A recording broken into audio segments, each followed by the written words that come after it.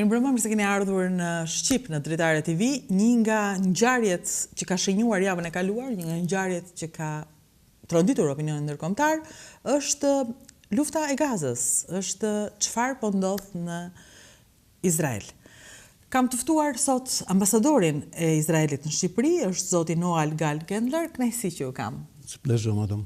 Në Izrael ka luftë. Kush e nisi dhe pse? Hamas, terrorist organization that control Gaza Strip for several years. This time the excuse was Jerusalem, but it's not the first war. Every 2-3 years we have the same story on different excuses. Ishte Hamasi, një organizatë terroriste që ka kohë që kontrollon rripin e Gazës prej shumë vitesh tashmë.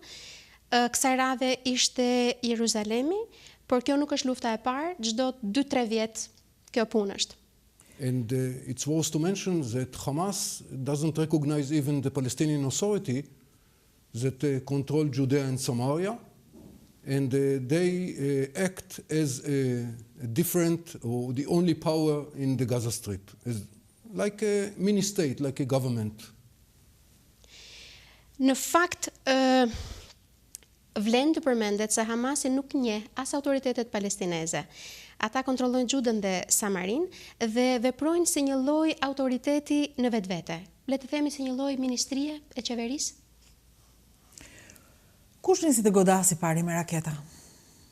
Hamas was the first to shoot, and in my opinion, first or second is not so important. Important is to see how they do it. They shoot. They protect themselves by human shields. They shoot the rockets from schools, hospitals, places that are crowded with people. This is one thing.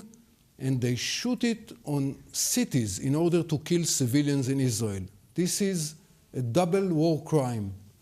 You protect yourself with people as human shields, and you try to kill innocent civilians. Ishte Hamasi ai që filloi i pari. Megjithatë nuk është e rëndësishme se kush filloi i pari apo i dyti. Është e rëndësishme se si veprojnë ata. Ata në fakt mbrohen përmes mburojave njerëzore, për këtë arsye i nisin, i godasin raketat nga vende të populluara si shkollat, spitalet dhe shënjestrojnë qytetet e mëdha, duke pasur për qëllim të vrasin sa më shumë civil.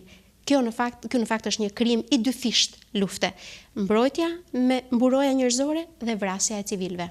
It has a very good logic or very good reasons from their side, because they know that we will not attack launchers that are situated within civilians in the Gaza.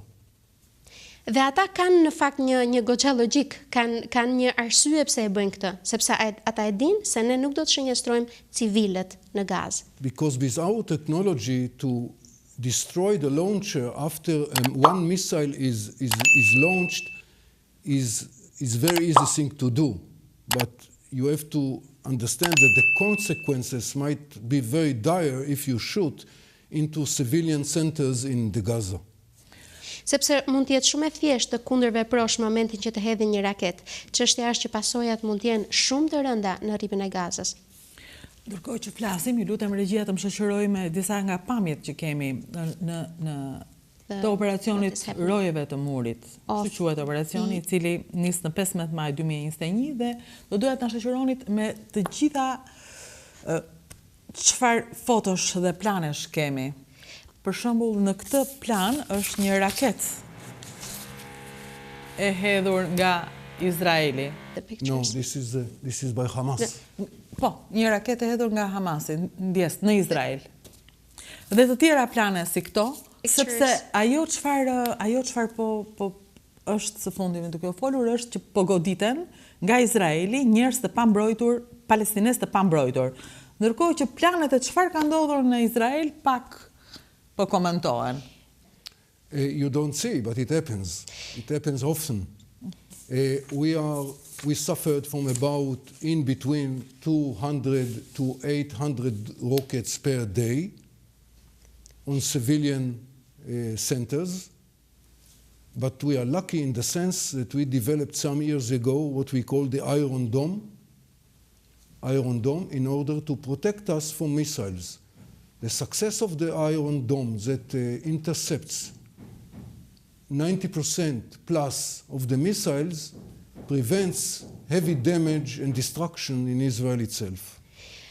Po, është e vërtet, ju nuk shihni shumë çfarë ndodh në Izrael, por në fakt po ndodh. Domethënë Izraeli goditet nga 200-300 raketa në ditë, të cilat të gjitha shënjestrojnë qendrat civile, por ne jemi me fat se ne para disa vjetësh kemi zhvilluar një sistem të mbrojtjes nga raketat, i cili mundet të identifikojë 90% të raketave që na godasin. Për këtë arsye kemi një mundësi, le të themi, parandalimi apo mbrojtjeje. Në fakt, çfarë ndodh në këtë plan? Duket si përplasje, ju po qëlloni raketat e Hamasit. What you see here is classical. They shoot rockets and the Iron Dome shoot mini missiles in order to intercept the rockets while they are in the air. Ajo që ndodh është Palestinez, do të thënë Hamas hedh raketat e veta dhe ne nisim këtë sistemin ton për të identifikuar gjatë kohës që ato janë në ajër. Nobody in the world has this technology. Është një teknologji që nuk e ka askush tjetër në botë. The success rate is 90% plus. Shkalla e suksesit të kësaj teknologjie është 90+%. The system can calculate not to intercept every missile if it sees that it goes into vacant places that there are no citizens. Pra, ky lloj sistemi na ndihmon të identifikojmë për shembull cilat janë raketat që shënjestrojnë vende, të themi, djerë, ku nuk ka jetë, ku nuk ka asgjë. And of course, the people are warned by a special system to go into shelters where this missile should land, if they land. Kështu që sistemi ka një lloj mënyre të njoftimit të njerëzve se ku duhet të shkojnë ato qendrat e mbrojtura, të themi, nëse ne nuk arrim të eliminojmë dot, domethënë nëse ato godasin. To sum it up, because of this system, in spite of the fact that 3,000 missiles plus were shot at us, if I'm not mistaken, today 8 Israelis were killed. Atëherë që ta përmbledh, domethënë, fal kësaj teknologjie, këtij sistemi, nga 3.000 e ca raketa të goditura nga Hamasi, sot kemi, në mos gaboj, 8 izraelit që kanë humbur jetën. Out of these 8, by the way, 2 ladies died because they fell on their way to the shelter. Dhe në fakt nga këta 8 izraelit që u goditën, ndoshta unë bëra gabim më herët, vetëm 2 zonja kanë humbur jetën sepse ranë gjatë rrugës për tek këto qendrat e mbrojtura. So the protection system works very well and we don't have to apologize about it. Sistemi ynë i mbrojtjes funksionon shumë mirë dhe nuk është se duhet kërkojmë ndjes për këtë. Ndërkohë, Hamasi si furnizohet, nga i merr këto raketa? This is very good question. There are 2 sources. One source is Iran. They smuggle it from the Sinai Egyptian peninsula with tunnels into Gaza. And the other source is the local production. Është pyetje shumë e vënd në fakt. Një burim furnizimi me raketa është Irani, ata i kontrabandojnë përmes tunelesh të nëndeshme deri në Gaza, dhe burimi i dytë janë raketat e prodhuara në vend. In the recent years, the Egyptians restricted or controlled very much the tunnels, and less products are smuggled into the Gaza. And we feel that by attacking the infrastructure that was built for so many years in order to produce locally the missiles, by attacking it during this operation, we will hamper the efforts of the Hamas in the future to produce more and more missiles and rockets. Në fakt, kohët e fundit, Egjipti është duke i kontrolluar, duke i kufizuar shumë më tepër tunelet që përmenda më herët të nëndenshme të furnizimit, kështu që duke sjellë gjithmonë më pak furnizime për Gazën. Por ne besojmë se duke atakuar, duke shënjestruar infrastrukturën që shërben në vend për prodhimin e raketave, ne do ta pengojmë Hamasin, i cili do të prodhojë më pak të tilla në të ardhmen. Ndërkohë, edhe nga pala tjetër, flitet për një numër të lartë të vrarësh, dhe ju keni qelluar, Izraeli ka qelluar dhe ka targetuar pikërisht pallatin e medias në Gaza. Pse atë? The media building was not a media building. It was partly a media building, but we know that there were some offices and apartments of Hamas people in the building taking shelter under the wings of the media. Nuk është tamam pallati apo ndërtesa e medias, ishte pjesërisht e medias. Ne kishim informacione se aty kishte zyra dhe apartamente të përdorura nga Hamasi si një lloj mburoje. Domethënë ata fshiheshin, le të themi, në emrin apo krahët e medias. Nobody in Israel would dare to attack journalists or media people for no reason. And we informed them that they have to evacuate the building because the building they are in is of danger to us. Askush në Izrael nuk do të merrte guximin të sulmonte gazetar apo njerëz të medias. Për këtë arsye, ne i njoftuam paraprakisht të evakuonin ndërtesën, sepse ajo ndërtesë përbënte rrezik për ne. Si funksionon në momenti që ju lajmëroni që njerëzit të largohen sepse ndërtesa do bombardohet? Qarkulloi gjithandej një lajm kur një administrator i një pallati fliste në telefon me forcat e ushtrisë izraelite për tu lajmëruar se duhet të largonte menjëherë banorët. So it is a very sophisticated system. It begins with telephone calls. We have the numbers of most of the people in the building, so we warn them. In a short time, you have to leave the building. More important is what we call knock the roof. Knock the roof is a demo missile, not a real missile, is sent to the building. It knocks the corner of the roof, make a big noise, and then there is a loudspeakers, tell them, leave the building. We do it 1 hour in advance, minimum. And it works very well. Never that we have done it and people stayed in the building. It was very clear that they need to leave.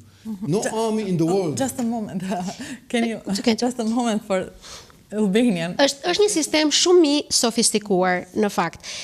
Ne arrim të njoftojmë njerëzit në ndërtesë brenda një kohe shumë të shkurtër. Fillon me telefonata, çka është e rëndësishme, ne kemi numrat e telefonave të shumicës së personave në godina dhe pas telefonatave fillon ajo që në anglisht quhet knock the roof, si më thën godet troket çatin e një ndërtese. Fillon me një raketë demonstrimi, jo reale, e cila prodhon një zhurmë shumë të madhe dhe njerëzit kanë pak a shumë një orë kohë që të mund të largohen, ndërkohë ka dhe njoftime me altoparlant duke njoftuar njerëzit të largohen nga godina. Kështu ka funksionuar pothuajse gjithmonë. No army in the world have this procedure. We do it because we know that we deal with a place that is very inhabited by many people, and we should be very, very careful while attacking targets. Asnjë ushtri në botë nuk e ka një sistem të tillë, por ne e kemi dhe e bëjmë sepse e dim që targetojmë një vend shumë të banuar. Kështu që duhet jemi shumë të kujdesshëm për të mos shkaktuar viktima. Ndërkohë, gjatë kësaj kohe ka pasur një reagim për ju nga autoritetet e bregut perëndimor? Yes, there is a big tension in the West Bank because Hamas' initiative is to let grow the tensions within the Arabs, in Israel itself, and in the West Bank, in order to create some havoc.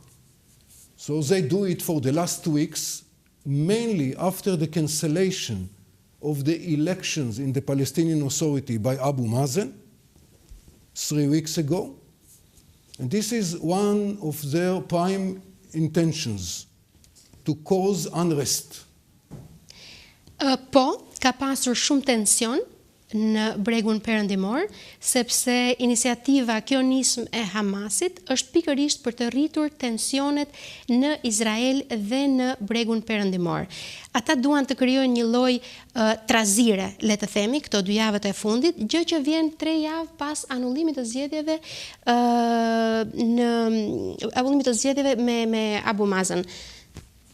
The people in Judea and Samaria, the Palestinian Authority, have a lot to lose, because in the last 15 years, since Hamas took control of the Gaza, the economy or the per capita income in the Palestinian Authority is double than in Gaza. Në fakt, banorët e Judes dhe Samaris kanë mjaft për të humbur tashmë, sepse tashmë të ardhurat për frymë në Palestinë janë rritur 2 fish. Në Palestinë? Maybe I got. Can you please I said repeat that this? in the last 15 years, since Hamas took control of the Gaza, the Palestinian Authority, the income per capita there is double than in the Gaza. Kemi Palestinën dhe Gazën, këto 15 vitet e fundit, që kur Hamasi ka marrë kontrollin e Gazës, në Palestinë në fakt është rritur krahasuar me Gazën. Ata që jetojnë në Gazë. This is the main reason that they don't join the efforts of Hamas with a great enthusiasm. Kështu që palestinezët tashmë nuk është se i bashkohen Hamasit me ndonjë entuziazëm të madh. Pra, për ata që janë të paqartë dhe shkruan që ka një luftë mes Izraelit dhe palestinezëve, izraelitëve dhe palestinezëve, ne mund t'ju themi me 2 fjalë, çfarë lufte është duke ndodhur, mes kujt dhe kujt, kë dëmton dhe kë ndihmon kjo luftë? This is a good question, because we are not fighting now the Palestinians in Judea and Samaria. We are fighting the Hamas, terrorist organization in Gaza. Është pyetje me vend në fakt, sepse ne nuk po luftojmë kundra Palestinës. Ne po luftojmë në Jude dhe Samari, pra territori kontrolluar tashmë nga Hamasi, një organizatë terroriste. For example, Hamas doesn't recognize the right of the State of Israel to exist. Hamasi, për shembull, nuk e njeh të drejtën e shtetit të Izraelit për të ekzistuar. They have a charter, it's written in their charter, all the Jews should be eliminated, annihilated from the land of Israel. Ata kanë madje një statut ku shkruhet qartë se qifutët nuk duhet të ekzistojnë, ata duhet të eliminohen. So you cannot negotiate with somebody like this. And if he attacks you, you have to respond. Nuk mund të negociosh me njerëz të tillë. Nëse të sulmojnë, ti duhet reagosh. With the Palestinian Authority is a different story, because in the future we can have peace treaty with them because they are not committed to destroy us.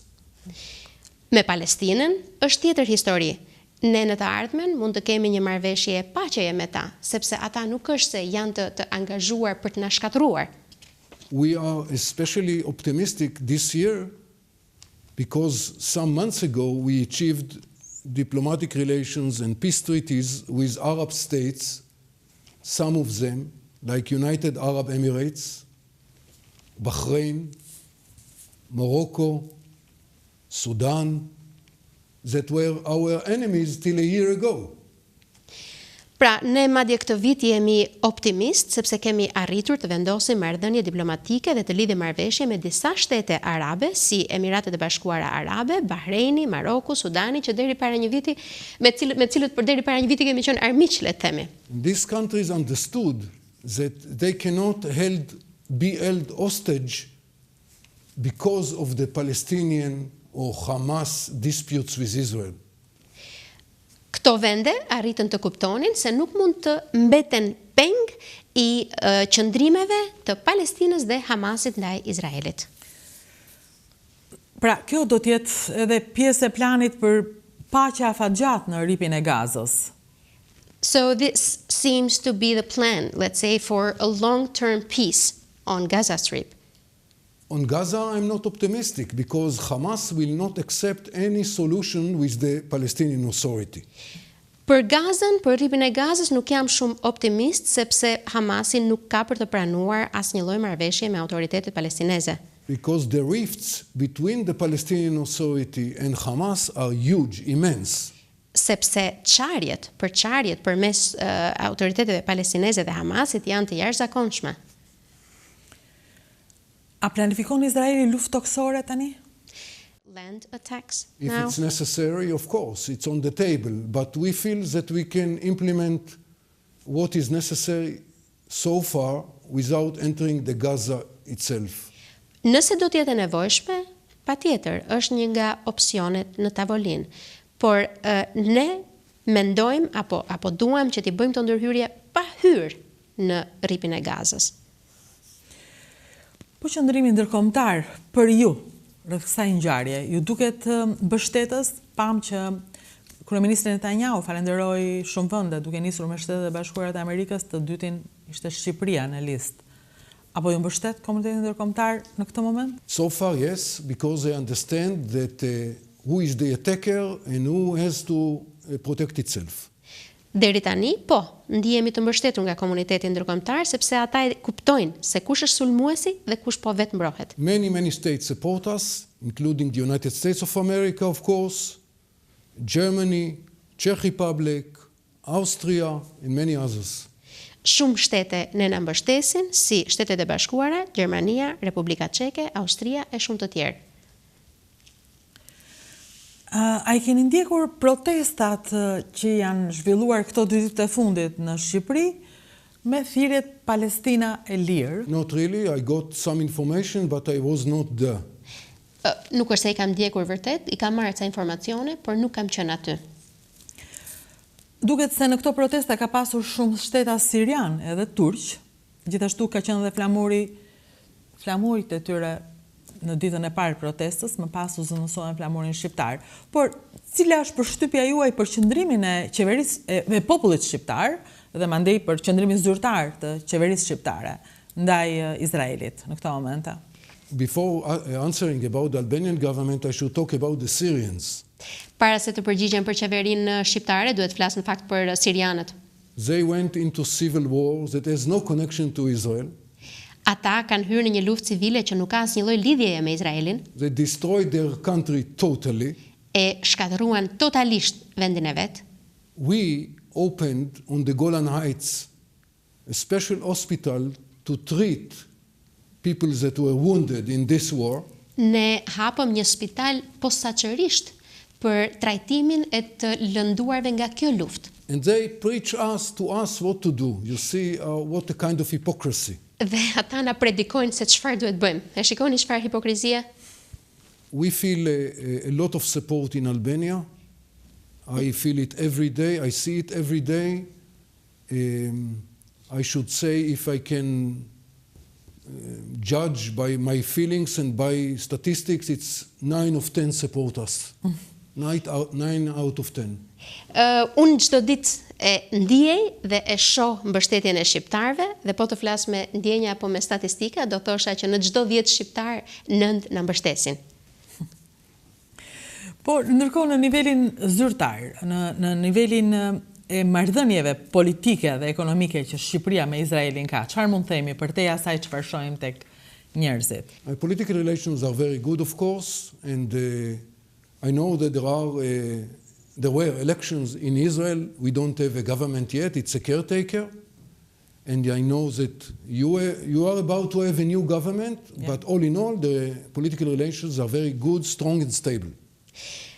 Marrëdhëniet politike do thosha janë shumë të mira mes Shqipërisë dhe Izraelit. Ne sapo kemi pasur zgjedhje në Izrael, tashmë kemi një qeveri, domethënë teknike të themi deri në ardhin e qeverisë së re, dhe ju sapo patët zgjedhje do keni një qeveri së shpejti të re nga këto zgjedhje, por marrëdhëniet mes nesh do thosha që janë shumë të mira, janë stabil. Let's talk a minute about the economy. Flasim një minutë për ekonominë? Me kënaqësi. With pleasure, yes. Of course, COVID prevented us from doing many things, so ideas that were on our mind. Sigurisht që Covidi nuk na la të bënim të zbatonim shumë ide që kishim në mendje. But 5 days ago, we initiated back the charter flight from Israel to Tirana. Por para 5 ditësh në fakt ne nisëm fluturimet e charterave nga Izraeli në Tiranë. Twice a week already. 2 herë në javë. We'll have many more, and by that we believe that Israeli tourists can return to Albania this year. Do të kemi edhe shumë më shpesh dhe ne shpresojmë që izraelitët mund të vinë në Shqipëri këtë vit. Most of our people are vaccinated or recovered, so for us it's no problem. Shumica e popullsisë tonë ose e ka kaluar Covidin ose është e vaksinuar, kështu që për ne s'po bën asnjë problemi. This would enable businessmen to return to Albania and to see options for cooperation. Kjo do të jap mundësi biznesmenëve izraelit të vinë në Shqipëri dhe të shohin mundësi bashkëpunimi. We know exactly what we need to do, and now we'll push it forward, because now it's the time. We cannot lose time anymore. 1 year is already gone. Dhe ne dim saktësisht se çfarë duhet bërë, kështu që edhe po nxisim, po bëjmë gjitha përpjekjet për këtë, është pikërisht momenti. Nuk kemi kohë për të humbur. Iku një vit. Pra, ky do të jetë vit kur ne mund të bashkëpunojmë më shumë, duke qenë se shumë kush që na njeh mendojnë që jemi popujt e ngjashëm. There are many similarities, of course. To begin with, we are both small nation with a very small state, with a very rich history. But I think the fundamental pillar in our relations is the wonderful, very unique attitude of the Albanian people to the Jews during the Second World War. This is a story that should be told all over the world. Many people don't know about it, and when they are told about it, they are shocked for the good. Po, është e vërtet kemi shumë ngjashmëri, e para jemi të dy kombe të vegjël, kemi shtete të vegjël, por kemi histori të pasur dhe ajo shtylla themelore, le të themi, e mrekullueshme është qëndrimi i mrekullueshëm, qëndrimi unik në fakt i shqiptarëve ndaj izraelitëve në luftën e dytë botërore. Është një histori që shumë njerëz nuk e dinë në botë dhe kur a tregon habiten, shokohen madje. Dhe është një histori që duhet treguar për këtë arsye në gjithë botën. We say that it is very easy to be friends on a cocktail party, but it's more difficult to be friends on dire, tough days. Ne kemi një shprehje që thotë është kollaj ta kesh tjetrin mik kur ha e pi, si më thënë, në një dark kokteili, fest kokteili. E vështirë është kur je në ditët e tua më të këqija. Ne ishim miq në kohëra të vështira. Dhe ju na e njohët, na e ditët këtë fakt. Kjo na bëri shumë të vëmendshëm më pas. Look, not only that we recognize, we finished this year a translation of educational booklets that are taught in the Israeli education system about the salvation of the Jews of Albania. Jo vetëm që e kemi njohur, por ne këtë vit kemi mbaruar së përkthyeri disa libra të vegjël, të themi, që do të përdoren në ciklin arsimor të fëmijëve në Izrael për të treguar se si ne jemi shpëtuar gjatë luftës nga shqiptarët. In order to instigate it or to instill it into your education curriculum. Duhem domethënë që t'ua mëkojmë fëmijëve që në sistemin shkollor. Because what we see here is very strange. We see people. There are two types when we talk about the salvation of the Jews. One type of people will say, it's nothing. This is what we ought to do, we did it. It's instinct. Yeah. We don't control it. And the other type says, we don't know about it. Why we don't know? Because after the Second World War, we didn't have diplomatic relations. People here were afraid to talk about certain topics, and this was one of them. Në fakt, doja ta thosha, është shumë e çuditshme çfarë shohim në Shqipëri. Ka dy lloje njerëzish. Janë ata të parët që thonë, po, s'kemi bërë gjë të madhe, duhet ta bëni do ta bëni me këdo, domethënë, është instinktive, nuk është se diçka një vendim që morëm. Janë dhe shqiptarët e tjerë pastaj që thonë, nuk e dim ne, nuk dim gjë çfarë ka ndodhur, dhe ka një arsye për këtë. Pas luftës së dytë botërore, ne nuk është se kemi pasur marrëdhënie mes dy vendeve, njerëzit nuk kanë dëgjuar, dhe ata që kanë ditur kanë pasur frikë të flasin. So we are here to fix both of them. Number one, you have to tell the people what you have done, you have to be proud of it. And number two, we have to put it into the curriculum for the young generation, because if we don't tell it, they will not know it. Kështu që duhet ta zgjidhim këtë punë me të dyja grupet. E para duhet t'ua tregojmë njerëzve dhe njerëzit të ndjen krenar për atë që kanë bërë, dhe e dyta t'ua tregojmë brezave të rinj që ata ta dinë. Zoti ambasador, unë kam qenë disa herë në Izrael për të intervistuar Amosos, shkrimtarin e madh tashmë ka ndruar jetë, David Grossman, i cili është gjallë por ka humbur djalin në një luftë të Izraelit. Gjithashtu dhe shkrimtarin tonë madh Ismail Kadare, kur ai u nderua me çmim nga presidenti Revlin në Jeruzalem. Gjithashtu kanë ftuar gazetar izraelit në Berat kryesisht për të njohur historinë nëpërmjet muzeut Solomon. Kjo do doja të ishte e dyanshme, do doja që gazetarët në Izrael të mund ta tregonin Shqipërinë, sepse përtej çfarë mund të thuhet në libra, gazetarët japin një dorë të mirë njohje të përbashkët dhe dyanshme. I think they do it, but to begin with, I think it's a job of your embassy in Israel, and they do it quite fine. Of course, they put more attention these days on journalists that deal with tourism, with economics, etc., but not only. Unë mendoj që gazetarët izraelit e bëjnë këtë punë, domethënë e tregojnë Shqipërinë, por kjo që për ta filluar është pikë së pari një punë e ambasadës shqiptare, e cila e bën këtë punë dhe e bën mirë, por këto ditë kuptohet që vëmendja e tyre është më tepër drejt çështjeve të tjera, këtyre aktualeve, ekonomisë e tjera. I believe that if we manage to bring more and more Israelis at the very beginning as tourists to Albania, then it will happen by itself, because the people of Israel would have and already have great interest in your country. Unë mendoj se duke sjell shumë izraelit në Shqipëri, kjo do të ndodhë vetvetiu, dhe në fakt izraelitët janë goxha të interesuar për vendin tuaj. E vërtet, i takon në fakt ambasadës së Shqipërisë zotit Bardhi për të bërë më shumë për njohjen, gjë që ai e ka bërë. Mua më ka ndihmuar personalisht ai për të komunikuar me Izraelin, dhe unë komunikova me të këto ditë, ndërsa ambasada shqiptare në Tel Aviv ishte duke u goditur në afërsitë saj nga raketat e Hamasit. Ambassador Bardil is doing a great job, and of course they were under attack because one of the missiles landed in Ramat Gan, which is not far from your embassy in Tel Aviv, but we shall overcome it, and we will continue our efforts. And I think Ambassador Bardil feels very welcome in Israel. And in Israel, you can be very proud to say that you are Albanian.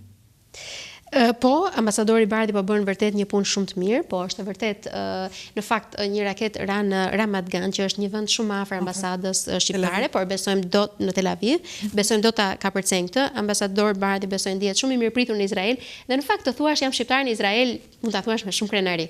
Po, unë e kam provuar. Yes, I tried that. I experienced that. Okay. Megjithatë, unë ju e kaluat pyetjen, me lejen tua dua të rikthehem për t'u thënë atyre njerëzve që protestojnë, nëse ka mes tyre edhe shqiptar, jo vetëm sirian, për t'u thënë atyre që raketat e Hamasit po qëllojnë edhe drejt ambasadës shqiptare, po qëllojnë janë raketat e Hamasit. Lufta po bëhet mes Hamasit dhe Izraelit dhe jo mes Palestinës dhe Izraelit. Nëse ju mund t'ia u thoni këto njerëzve që protestojnë në Tiranë për të kërkuar Palestinën e lirë. Yes, it is very true. To begin with, Hamas missiles already killed Arabs some days ago near the city of Lod. Father and daughter were killed. Out of the 8 people that I told you that were killed, 2 are Arabs that were killed by missiles of Hamas. Po, raketat e Hamasit po na godasin, në fakt janë 8 persona, 8 të vrarë, po e rikonfirmoj dhe unë se nuk isha e sigurt më herët. Pra, ndër të cilët ishte një at e birë që u vran në qytetin e Lod. And if you remember, the first day they launched the rockets, they launched them at Jerusalem. Nëse e mbani mend, ditën e parë që hodhën raketat ishte në Jeruzalem. So this how insane you should be in order to attack the cities that you worship. Sa I çmendur duhet jesh të atakosh qytetin që ti adhuron. So this is the reason that I told you before that I don't see any solution right now with these people because their ideology is beyond any logics. Prandaj dhe u thash më herët që nuk shoh asnjë lloj zgjidhjeje me këta njerëz. Ideologjia e tyre e tejkalon logjikën. With the Palestinian Authority we negotiate, not right now but in the past, and we will continue to negotiate. It might take us 10 years, it might take us 20 years, but at the end of the day we'll have peace with them. With Hamas, I don't see the solution in the near future. Me Palestinën nga ana tjetër ne kemi negociuar, nuk po negociojmë këto ditë, por do të vazhdojmë të negociojmë. Edhe nëse do na duhet 10 vjet, 20 vjet, dikur do të kemi një marrëveshje paqeje. Me Hamasin është e pamundur të negociosh. Duke rikthyer edhe një rast e fotografisë së famshme të AFP-s të raketave, pra raketat e Hamasit që priteshin nga sistemi juaj si rufe pritës ngjante, të doja të pyesja, a ka një perspektivë bashkëpunimi ndihme, më saktë, të forcave të armatosura izraelite ndaj Shqipërisë dhe Kosovës me këshilltar dhe trajnim, duke pasur parasysh nivelin dhe mundësitë që ju keni? Oh, luckily you don't suffer from such problems, so you don't need it. But definitely Israel became, in the last 25-30 years, what we call startup nation. Startup nation means that your economy is based on technology. Atëherë, për fat të mirë, juve nuk është ju duhen këto gjëra. Izraeli ka këto 25-30 vitet e fundit që është kthyer në atë që quajmë ne në anglisht startup nation, një kom siç përdorim për startup, që do thotë është një ekonomi e bazuar tek teknologjia. It means that everything in life almost have a solution. Technological solution. Që do të thotë nga ana tjetër që gjithçka në jetë e ka një zgjidhje teknologjike. And it does miracles. Why? Because to implement it costs you less money and less time. Dhe kjo do të thotë mrekulli në fakt, sepse ke zgjidhje që të kushtojnë më pak para dhe të marrin më pak kohë. Not to talk about the fact that in some cases it revolutionizes your concept, your way of thinking. Për të mos thënë pastaj që kjo lloj mënyre të revolucionizon, si më thënë, bën një revolucion të mënyrës se si e mendon gjërat. So if you have on your mind a farmer that grows 2 hectares of corn on a flooded area, this story is over. Today we talk about greenhouses, we talk about hydroponics, we talk about vertical agriculture, we talk about drones support of agriculture, very, very modern agriculture that can make any farmer here rich and proud, or I should say proud and rich.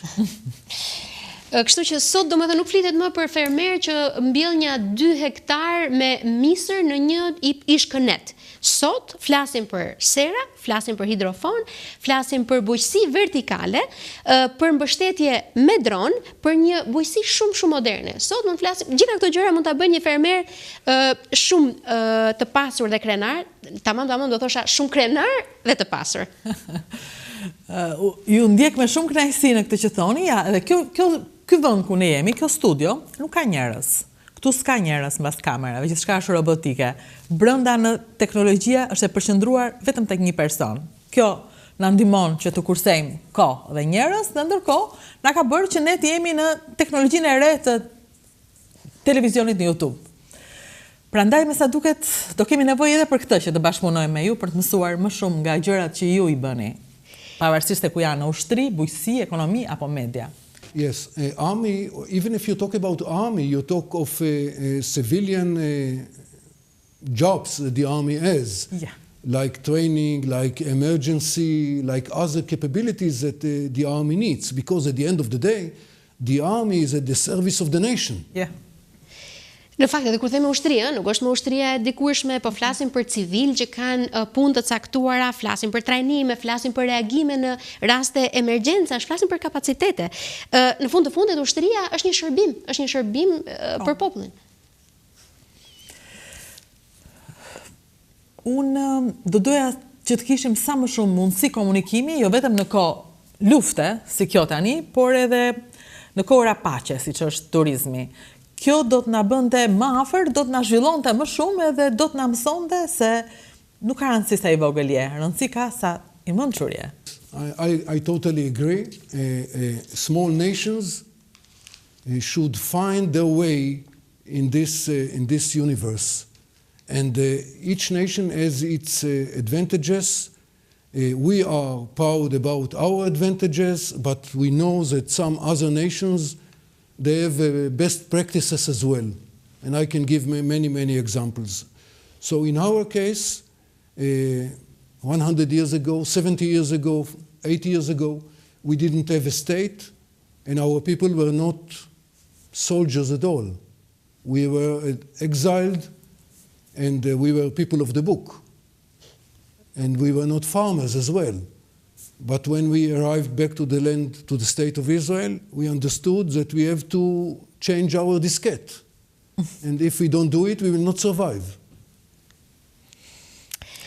Atëherë, po, ne jemi kombe të vogla dhe kombet e vegjël duhet të gjejnë rrugën e tyre në univers. Të jesh një komb i vogël ke avantazhe dhe disavantazhe.